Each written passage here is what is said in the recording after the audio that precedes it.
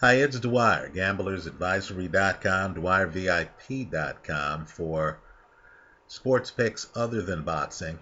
Remember, the opinion you should follow should be your own. Just consider this video to be a second opinion from a complete stranger online. Well, Terence Crawford destroyed Dwyer, right? Great performance. Crawford is an elite talent. In my opinion, though, he's not as fast as Manny Pacquiao. People here online know that I've picked against Pacquiao in some fights in the past, right? I picked against Pacquiao when he fought Floyd Mayweather.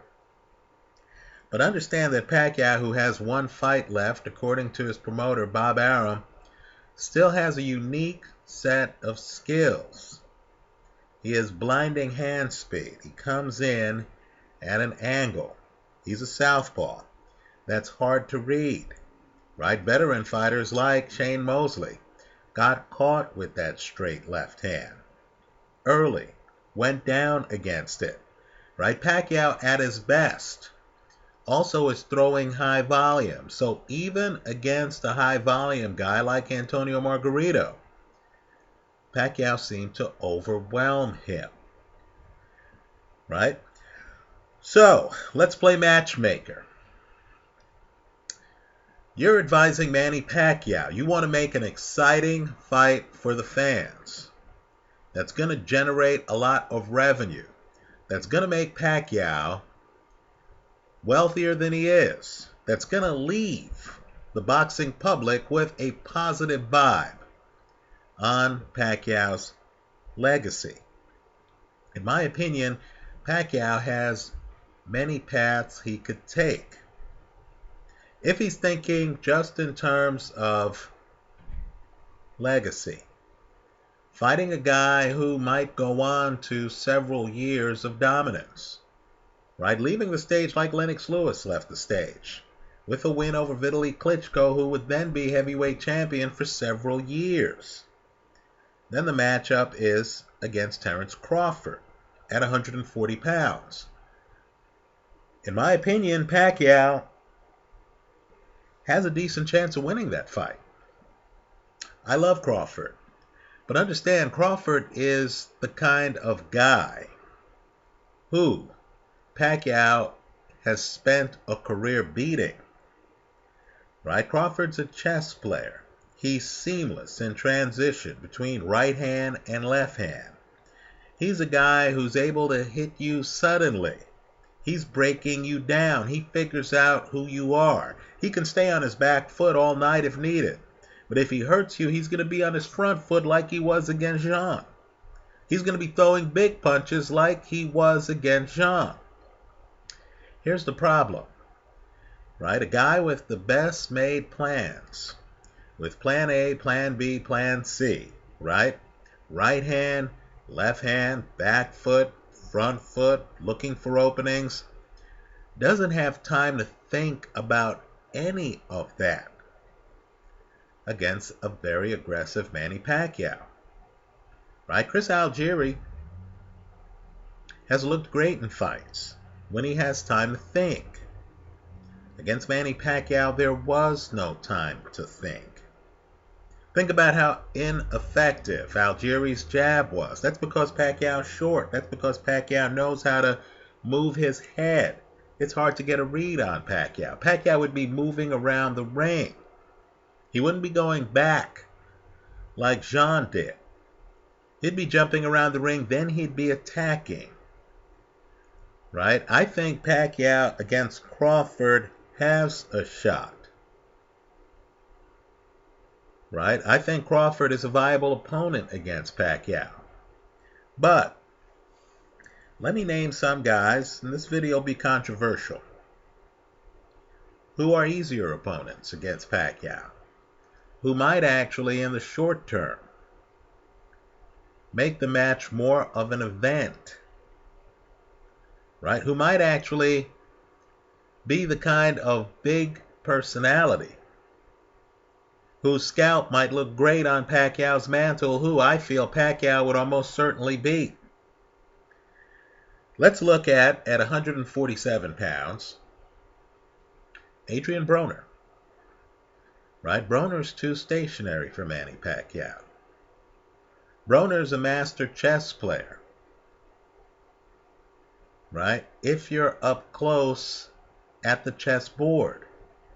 The entire point of Manny Pacquiao's career is that he's not at the chessboard, right? He's bobbing and weaving around the ring.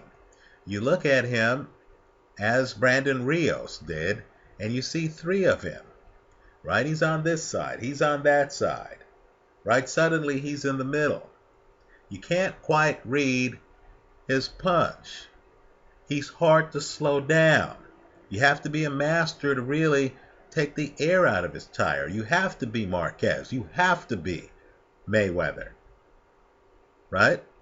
Very hard to deal with. I believe Broner would have a problem with Pacquiao's movement.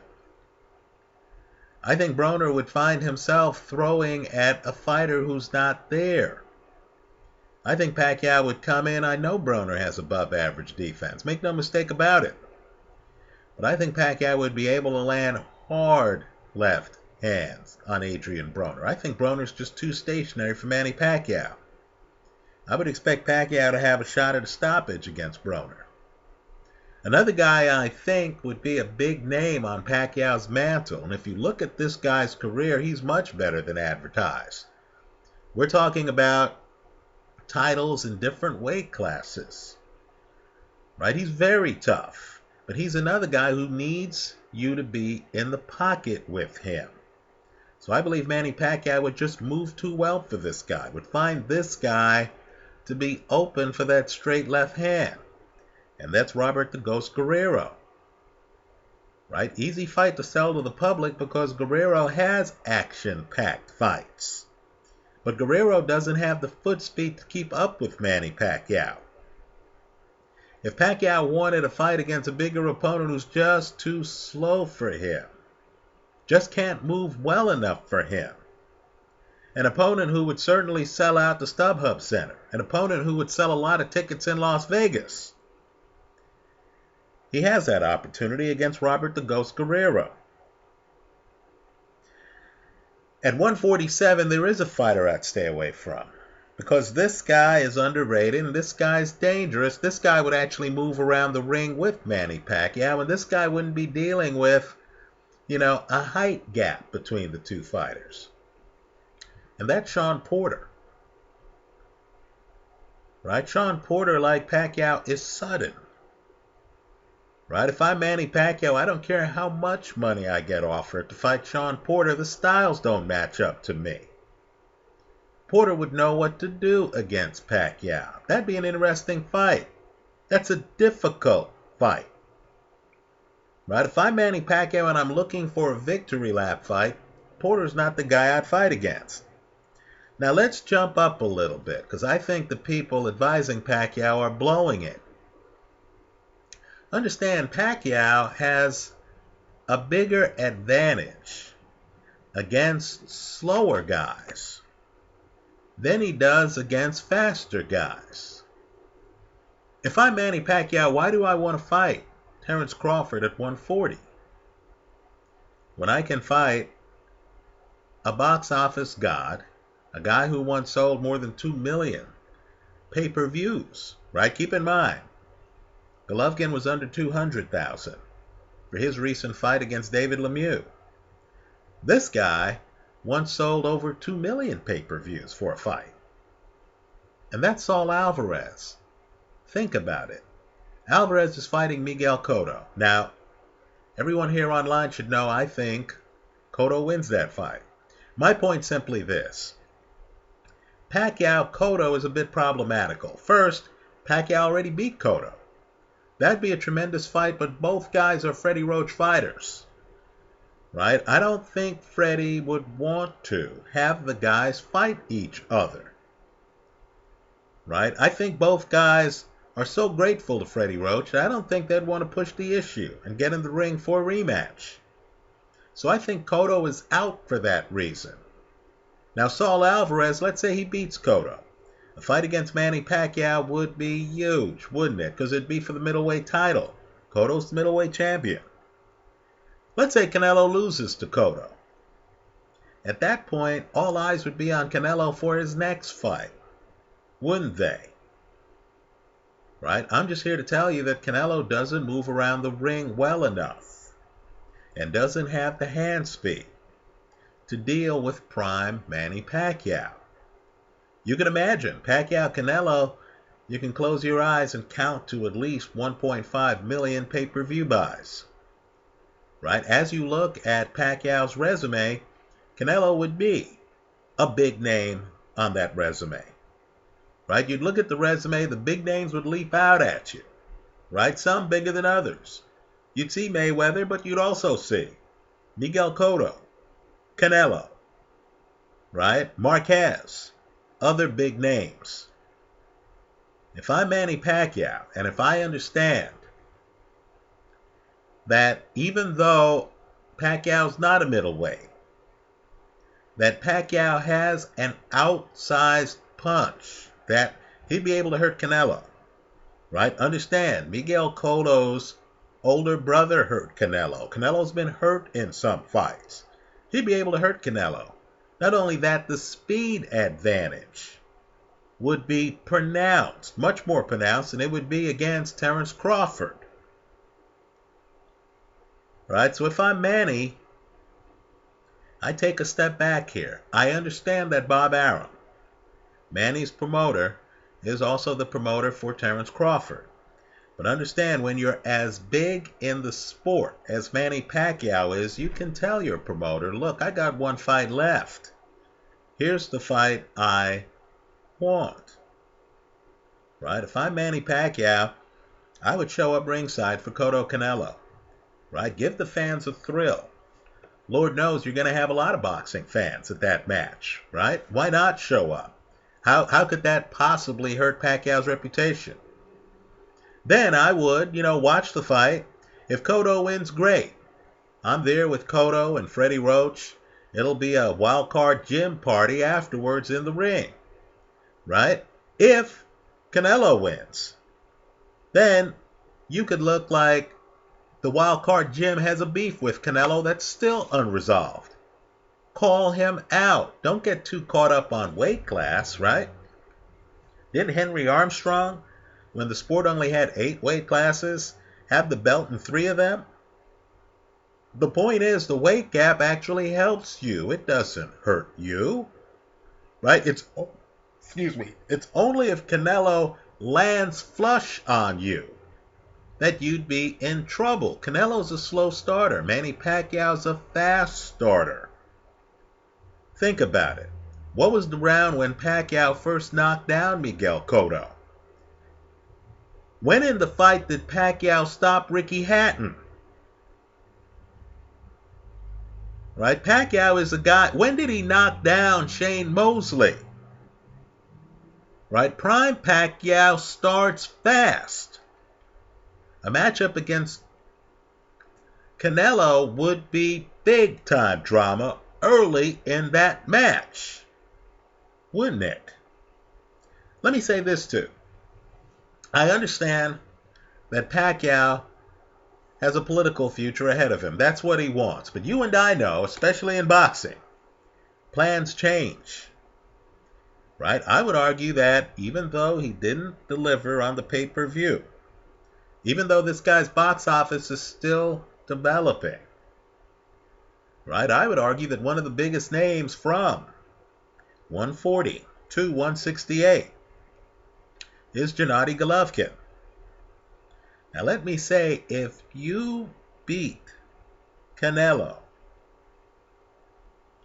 and if Canelo beats Cotto, Manny Pacquiao would be a viable opponent for Golovkin, wouldn't he? Now, Golovkin has an excellent jab. That was an eye-opener from his fight with David Lemieux. But Manny Pacquiao knows how to dodge a jab, doesn't he? Right? Didn't Golovkin offer to fight Floyd at 154? Right? Is Golovkin the same fighter at 154? If Pacquiao were to be persuaded, and Lord knows he wouldn't be the first, post-retirement, to come back right? Wouldn't he be a credible opponent against Golovkin at 154 if Golovkin's still willing to come down? Right? Should he beat Canelo? In my opinion, there's no Golovkin character, now that Floyd has retired, down around 140 or 147. We love Terence Crawford. Golovkin's the bigger name right now in the sport. So, to Manny Pacquiao, all I can say is if I were him, I would think hard about my next opponent.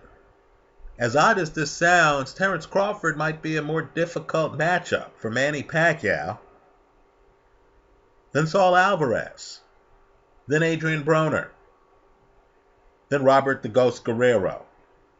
In other words, Pacquiao has several lucrative fights in front of him. And my point to you is simply, if he picks certain opponents, then even though right now, in his mind, this is a farewell fight, it would set himself up for further fights against big names, right? In other words, if he were to beat Canelo, even if he didn't come back in the ring for a year or two, let's say his political career has twists and turns, right? If he's in politics and then that itch becomes too great a scratch to ignore and he decides to come back, he'd be coming back to fight the middleweight champion, Golovkin, if Golovkin continues his current dominance. Right? Golovkin physically isn't a big middleweight. Compare and contrast his body mass to, let's say, Peter Quillen's. Right? Quillen's the bigger man. Right? Quillen seems to have the fleshier back. Quillen really should be fighting at 168. Right? How would the Manny Pacquiao legacy be hurt in any way, shape, or form by winning the middleweight championship or by fighting in a non-title fight against the middleweight champion at 154 pounds? How would his legacy be hurt in any way by fighting Adrian Broner, who is proven box office? Right? Just food for thought. You beat Terence Crawford. Who's the other big name at 140 pounds that the public's going to say, oh, you must fight this guy? Is that name on par with Golovkin? I'd say no. Let me also say this too. I know it's popular to say, oh, Pacquiao would stand no chance against Terence Crawford. As I said before, Crawford looks like he's a great switch, right? Righty, lefty. But he doesn't switch in the middle of combinations. And he got hit with some punches this weekend. Right? Crawford gets hit with punches from time to time. You'll notice he has his hands down from time to time. Right? Switching gets confusing. Now, in my opinion, the way James DeGale switches, the champion at 168, is different than the way Crawford switches. I'm just telling you, Crawford's game might not be able to hold together at the speed at which Manny Pacquiao would force him to fight. Just look at what happened to Chris Algieri against Manny Pacquiao. Right? Algieri has a game together. Right? Algieri knows how to do things in the ring. Against slower opponents, you notice Algieri's foot speed. You notice Algieri's jab.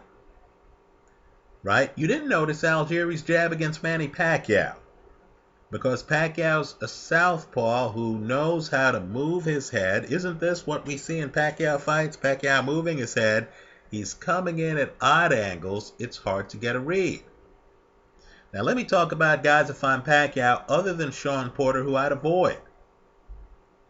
I'd most definitely avoid Floyd Mayweather. If Mayweather says, hey, I'm coming out of retirement, you want a shot? Is your shoulder right? Here I am. I'd avoid Floyd Mayweather at all costs, because your best opportunity to beat Mayweather is the first few rounds of your first fight against him. Right? Mayweather is a safecracker. Right? He's a code breaker.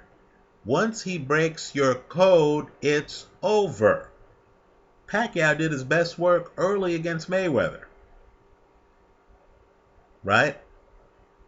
His best opportunity to beat Mayweather has already passed. If I were Pacquiao, I'd stay away from Floyd. Just think about how Floyd treated Castillo in the rematch. Think about how Floyd treated Maidana in the rematch. Right? Floyd makes adjustments, and then it's game over. Another guy I'd avoid is Juan Manuel Marquez. Right? Let's just say there's a crowd out there who feels that Manny Pacquiao won most of the Marquez fights. Officially, he did. Right? First fight's a draw. Pacquiao wins the next two officially. Marquez wins the last one. Right? Right now, Pacquiao could look at his fights against Marquez and say, hey, I gave as good as I got. I understand there's another crowd, I'm in that crowd, that feels that Pacquiao never beat Marquez. But understand, the judges thought differently, twice. Now here's the problem with Marquez. Marquez is a little bit different than Mayweather. It took Marquez a little bit to figure out Manny Pacquiao. But think about it. That last Marquez fight is extremely disturbing. Pacquiao hits the canvas twice. If you believe that last punch was a lucky punch, and trust me, I seem to have run into everyone in Northern California who has that belief. Right? People stop me to tell me that Marquez got lucky. Okay, fine. Then understand Marquez got lucky twice in that fight. Because Manny Pacquiao went down twice in that fight. Right? Marquez had the timing down to drop Manny Pacquiao twice in that fight. Right? I'm guessing there's some people out there who might know Manny Pacquiao better than Marquez. Maybe Pacquiao's wife, maybe Pacquiao's mother. Okay, fine. Let's just say the number of those people are few. If I'm Manny Pacquiao, given that I do have holes in my game, I would stay away from the guys who know what those holes are. Right? The two primary guys I would stay away from are the guys who recently beat me. Right? I wouldn't want to deal with Marquez. I wouldn't want to deal with Mayweather. Right? Your last fight, you want a victory lap. You don't want a repeat of a past loss. Right? I personally, if I'm Pacquiao, I wouldn't want to deal with Sean Porter. Right? But I would be interested in trying to take on Canelo. By the way, I don't mean to pick on Canelo in every video that I mention about Canelo. But kudos to Canelo for taking on tough opponents. All I'm saying is when you take on a Miguel Cotto, there's a chance you're going to lose the fight. Right? I think Canelo loses that fight. The reason why I can mention Canelo as a possible opponent against Pacquiao is I know Canelo is the kind of guy who would take that fight because Canelo's a guy who fought Erislandy de Lara. He fought Austin Trout. He's now about to fight Miguel Cotto. I know Canelo is the guy who fights guys other guys don't want to fight. Right? But I also know when you see a guy who has a lot of fight in him, who's really bold, sometimes fighters are too bold for their own good. And I think Pacquiao would beat Canelo. Just like I think Pacquiao beats the Ghost. Just like I think Pacquiao beats Adrian Broner. Pacquiao Crawford is close. I'd have to look at more films there. Let's just say that I don't give Crawford a decided advantage over Manny Pacquiao. Right? And let me just close by saying yes, Miguel Cotto against Pacquiao would be a hell of a fight. Right? The problem, though, is with the same trainer, I just don't see it happening. Anyway, that's how I see it. Let me hear from you. Leave your comments for me here online. Understand, too, with the catch weight, Manny Pacquiao fought Antonio Margarito at something like 150 pounds. Now, many of you are going to write, hey, Pacquiao at 155 against Canelo, who's big at 155. Pacquiao wouldn't be able to deal with the weight. Understand, Pacquiao doesn't have to gain the weight. Pacquiao boxing history is replete with guys who didn't gain the extra weight, who picked up bigger titles, right? Roy Jones probably wasn't in the area code of 200 pounds when he won the heavyweight title over John Ruiz, right? With Pacquiao, it's speed, it's angles, it's accuracy. The secret to his success is not weight. If you're a Pacquiao supporter, you would want him to come in the ring with the speed, with the accuracy, with the timing. He can do all of that. Against Canelo, he doesn't have to weigh more than 148 pounds to pull that off. Anyway, that's how I see it. Of course, the bigger issue is whether Golden Boy Promotions and Oscar De La Hoya can sit down with Top Rank Promotions and Bob Arum, ironically, Oscar's old promoter when he was a fighter, to work that fight out. You, the boxing public, which fight would mean more to you? Pacquiao at 140 against Terence Crawford, or Pacquiao fighting Canelo at 155? Right? For me personally, I think the latter has more drama. I think the visual, if I were a big-time Manny Pacquiao supporter and I wanted a visual where Pacquiao looked great, the visual of him beating Canelo, right? Taking on a bigger man and just being too fast would be compelling to me, right? Understand, too, there's more plausible deniability for Pacquiao if he fails in the ring.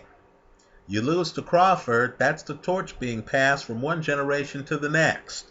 You'd say, okay, well, Manny, now it's truly over. You've lost to Crawford. If you lose to Canelo, let's say Pacquiao gets caught like he did against Marquez and he goes down, then the narrative would be, hey, Pacquiao on his way out the door decided to take on a bigger man, and Canelo was too big for him. Right? I view this like I view Ray Robinson gaining weight to fight Joey Maxim before he retired the first time. Right? Everyone understood Ray Robinson wasn't a light heavyweight. Right? Ray was winning the fight before he had to quit due to heat exhaustion. Right? Quite frankly, old-timers remember that as one of the finest moments of Ray Robinson's career. I hope Manny Pacquiao thinks about all of his options before he signs any contracts. Let me hear from you. Leave your comments for me here online. Visit us at gamblersadvisory.com. Thanks for stopping by.